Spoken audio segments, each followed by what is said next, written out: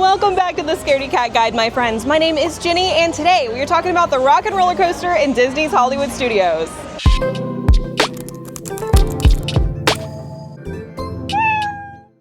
If you're new here, this is the channel where we talk about Disney and anxiety, we talk about sensory issues, and really just anything that you might want to know if you're an anxious rider like I am. Now, I'm going to be completely honest here. This ride has been at the bottom of my priority list just because it's about to go through a major refurb and retheming. However, I've had so many requests from you guys, and I just wanted to go ahead and do it. It's such a fun ride, so we're going to talk about all the details together. So without further ado, let's dive into those details.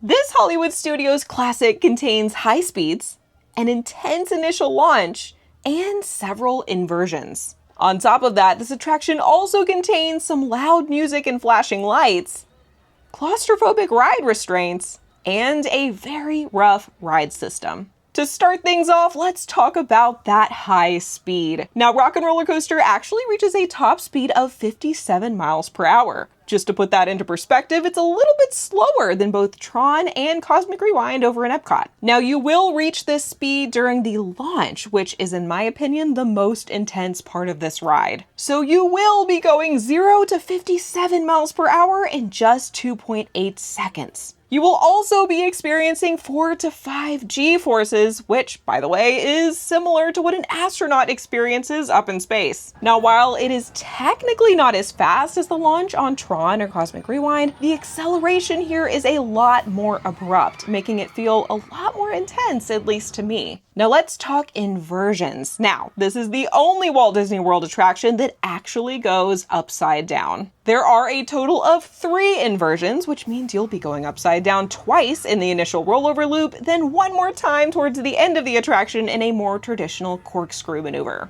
Now, if you've never gone upside down before, I would actually say this is a good one to start with. It was my very first coaster with inversions, and to me, it's pretty short and sweet. These particular loops and corkscrews aren't insanely intense, and I definitely remember feeling like I chalked it up to be so much worse in my head. However, that is not to say that these inversions and that this coaster in general is anything to sneeze at. Of course, it is easily the most intense coaster in all of Disney World, but I would love to know what you think, so don't forget to let me know in the comments. Now, moving right along, let's talk about the loud music and flashing lights. So, of course, this is an Aerosmith themed coaster, so we've got lots of loud music. It's a really good time, but because the coaster is a little bit on the older side, the speakers are pretty loud and they are right next to your ears. There are, of course, some flashing lights, especially with that picture that you get right at the beginning of the ride, and also some disorienting visuals. Now, this is a dark coaster, and it has a lot in common with something like Space Mountain, where you have some little flashes of imagery that you'll see as you fly past, but overall it can feel a little bit disorienting and even a little bit overstimulating with the neon lights and the bright colors passing by you. Now, on top of this, we do have some claustrophobic ride restraints here with an overhead harness. Now, this is pretty standard when it comes to other overhead restraints on other coasters, but of course it is no less confining, especially considering the pretty cramped legroom on this coaster in particular.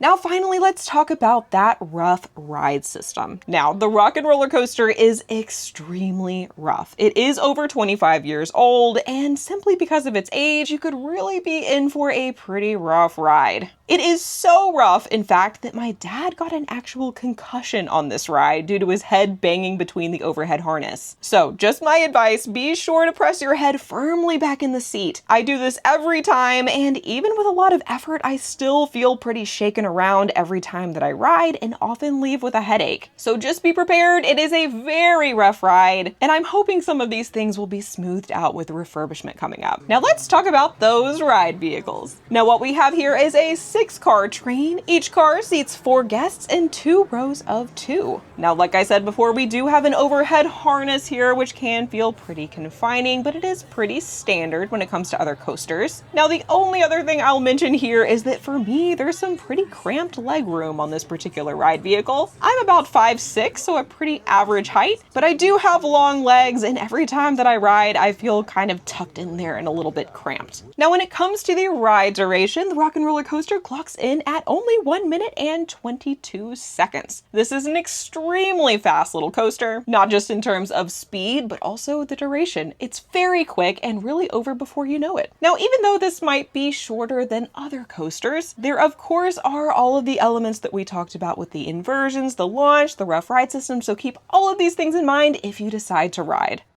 And now that you have all the facts, let's actually go hop in line. It looks like maybe a 45-minute wait today, so not too terrible. Let's go ride this together. You'll find the entrance to this attraction in the Sunset Boulevard section of Hollywood Studios. Now, once you enter the queue, you'll find yourself in a nice little outdoor section that winds around the building. Now, there is no AC in this section. There are a few fans, but be prepared, it can feel a little bit hot and stuffy in this particular area, especially if you're here in the summertime. Now, you'll wind your way up some ramps before finally making your way inside. Now, once inside the recording studio, you'll make your way through a couple of very cool, very awesomely themed rooms here that really make you feel like you are in a recording studio.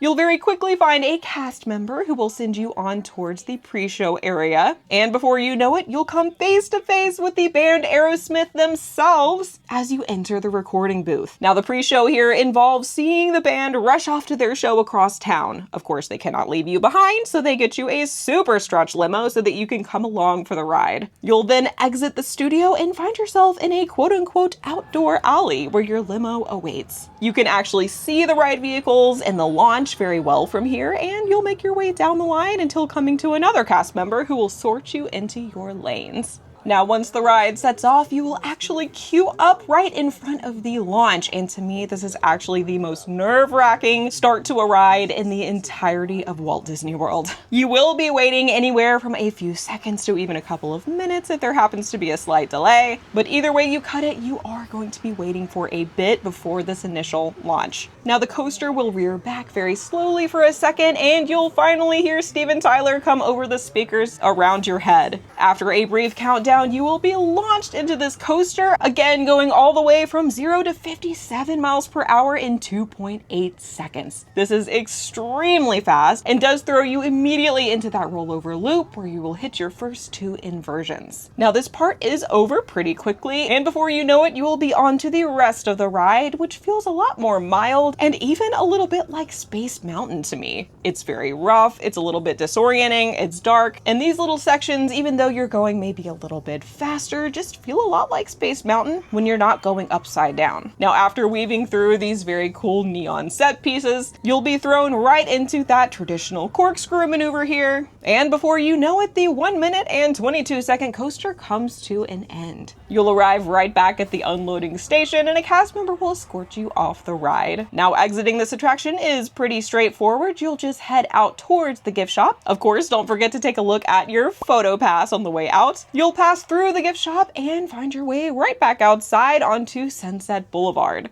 And there we have it. What do you think about Rock and Roller Coaster? Now, to me, this is easily one of the most intense rides in all of Walt Disney World. Of course, it is the only one with inversions, the only one that sends you upside down. So on paper, it would make sense for this to be by far the most intense. However, once you get past those inversions, or if those don't feel very intense to you, the rest of the ride is, in my opinion, pretty tame. Of course, the launch is super intense, at least to me, but it's over in just a matter of seconds. But again, I would love to know what you think, so don't forget to let me know in the comments below. Really quick, I just wanted to give a shout out to Attractions 360 for once again allowing us to use your footage. As per usual with these high-speed coasters, my camera cannot withstand these crazy maneuvers, so I very much appreciate letting us use your footage so that I can show you guys exactly what to expect on ride. Now, as always, if you liked this video and you would like to see more like it, don't forget to like, subscribe, stick around, stay a while. We would love to have you in our little community of anxious riders. I hope you guys have a wonderful day, and I'll see you in the next one.